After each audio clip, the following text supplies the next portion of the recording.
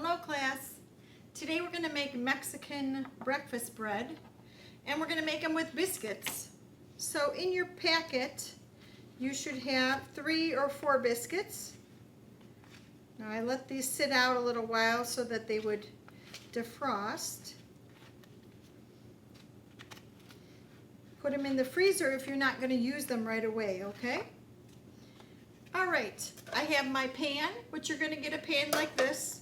Now we won't get a pan like that every week, but I'm going to give you one this time.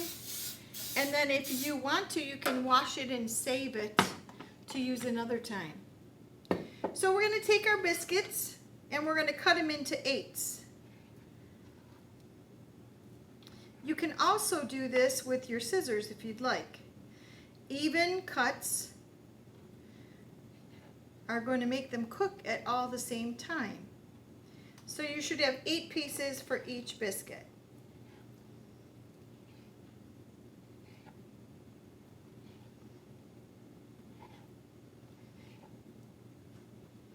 Cut them in half, cut them in half again, and then cut each of those in half. And that's just like a pie. You would cut a pie.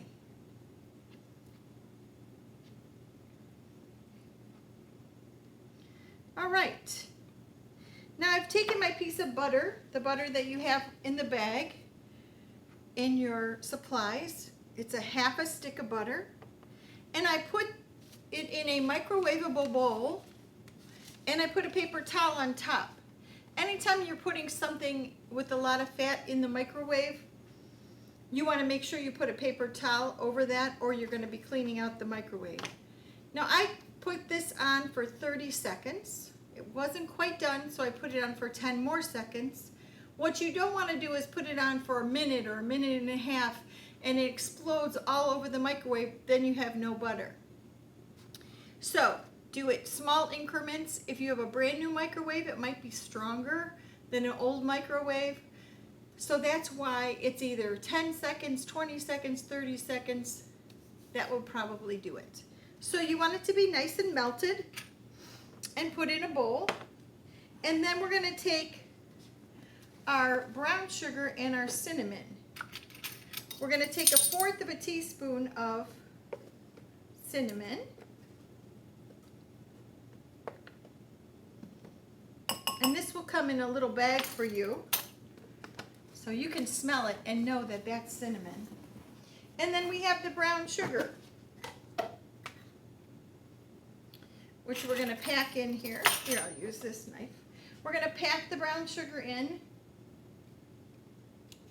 and level it off. Then I'm going to mix those 2 items together. I'll just take my little spoon, mix that up. We're done with those 2 ingredients.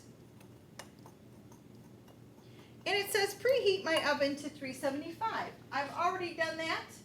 I push bake up to 375 and then I press start. So I know that my oven is preheated.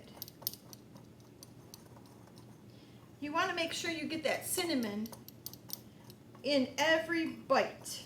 So make sure you mix that up well. It says spray your pan, and then it says dip each piece of biscuit into the melted butter and then roll it into the brown sugar and cinnamon mixture. So I'm doing this for you, so I'm going to use my tongs. I'm going to dip it in there, dip it in here, cover it completely, and then put it into my sprayed container. And you repeat the process over and over and over again. Each piece needs to have a coating of fat on there, and that's going to be what's going to hold your sugar, cinnamon in place. So be patient. It takes a little time, but let me tell you, it's worth it. So I'm just putting a nice coating on the bottom I want them to be evenly stacked so that they cook at the same time. This isn't too hard, is it? Now, at the grocery store, you're going to get, your biscuits are probably going to be in the refrigerator section by the eggs or the cheese. And they come in a can. And you're going to double the recipe. When you get a whole can, that's double the recipe. These are nice big biscuits, but we buy everything in bulk, so we don't buy the cans. But it's the same thing. They might be called like a country biscuit. If you use the huge ones, the Grand's biscuits, then it's going to take more of the ingredients here. But you can. You could make this in a pie or a pizza pan. You could make it in a bundt pan. This is our loaf pan. So when it's done, we're going to turn it over. And it will maintain its shape, and then you can, kind of like at Outback, you know those onion petals that you get in a loaf? I think it's called an onion loaf or something at some restaurants. Same idea. And then you can just pick it apart.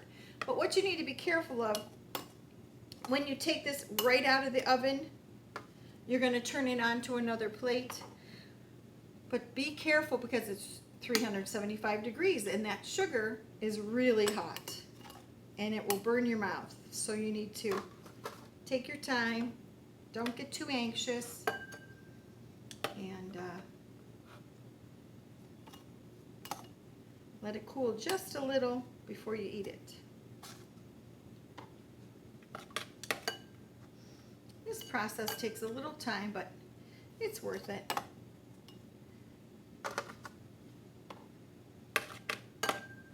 Now this was a half a stick of butter, and a half a stick of butter is 4 tablespoons or 1/4 of a cup. I know on your tools sheet you had some measurements at the bottom, so we're going to need to really learn those measurements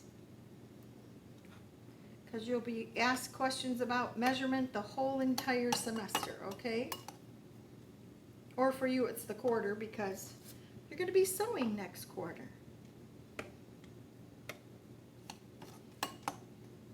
All right, we've got a couple more to go.